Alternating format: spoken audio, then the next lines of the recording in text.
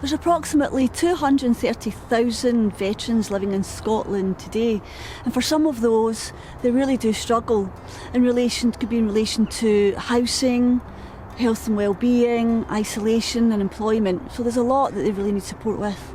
TimeBank is a national volunteering charity that started in 2000, and it creates amazing opportunities for volunteers to make a real difference to people in their communities. We've been delivering face-to-face mentoring to ex-service men, women and families in Scotland for the past 6 years, helping those to adjust to civilian life. Last year we received funding from the Forces Mind Trust to trial a new way of mentoring through online video technology. We found that the online mentoring program had delivered its two key objectives. Firstly, that the technology they used in this pilot worked. It was effective and it was a good platform for online delivery of a mentoring program for a number of reasons. Secondly, that the online mentoring had the benefits and impacts that the funders had hoped would be achieved through the program, so that the veterans had lasting and significant positive change. There had been some concerns that perhaps an online delivery mechanism might not work for a number of reasons. But actually we found that mentors and mentees were very confident and comfortable in using the online mentoring platform. Part of this was because of the work that the senior project coordinator had done to set them up. So she provided them with a device if they didn't have a platform at home to use Odro, which was the video conferencing tool that they used.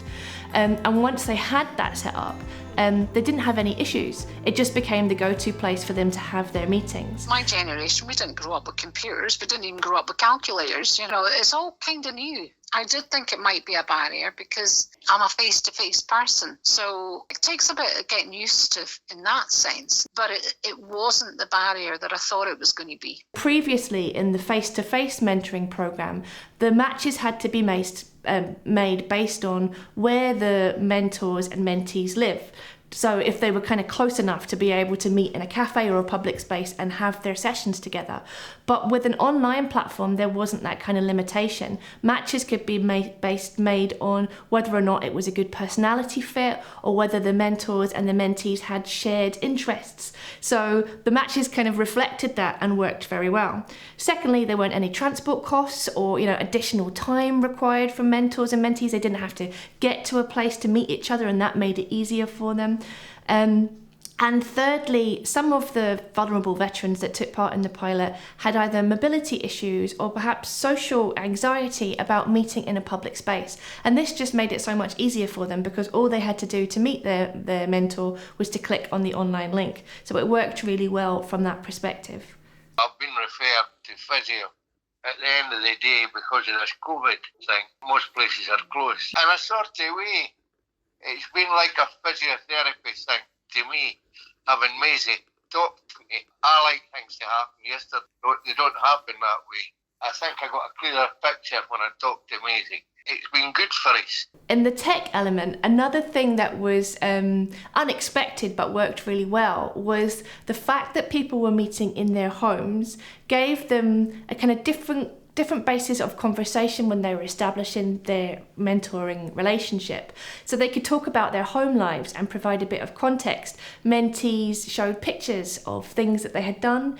They might have shown them around their house or showed them the view from their window. And when they were set goals, things like, an activity or cooking, they could involve their mentor in that. One mentor and mentee built a household appliance together because that was the mentee's goal. And they worked on that and they were able to do that because they were in their home environment, so that worked really well.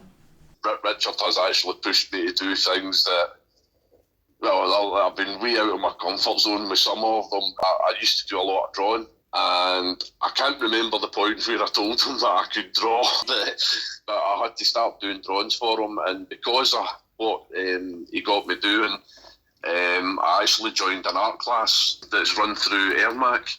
And I'm doing that twice a week now. I'm at a point where if it's something that I'm not sure of, I'll give it a go now, whereas before I wouldn't. Like joining an art class, is something like a year ago I would have said, no way. So overall, there's widespread support for the approach used in this pilot, and crucially, it's believed to be an effective way to engage veterans, to achieve positive outcomes, and to make veterans support services more inclusive and accessible.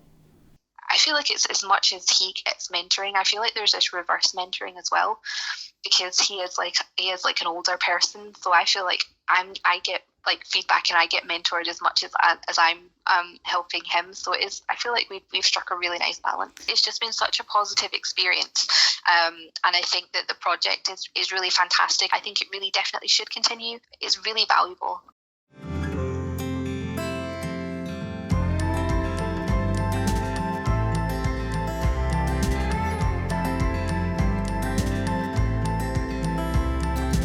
We're absolutely delighted with the evaluation, which shows a positive impact for veterans and how they've made positive changes in their life, especially with the challenges of lockdown. But really important as well that it's helped them reduce social isolation, enhance focus, routine and structure, and really help veterans and families stay connected. Being perfectly honest with you, I'm quite chuffed that I did get Maisie as my mentor. Been terrific. I've learned a lot from her. And she's got me working again.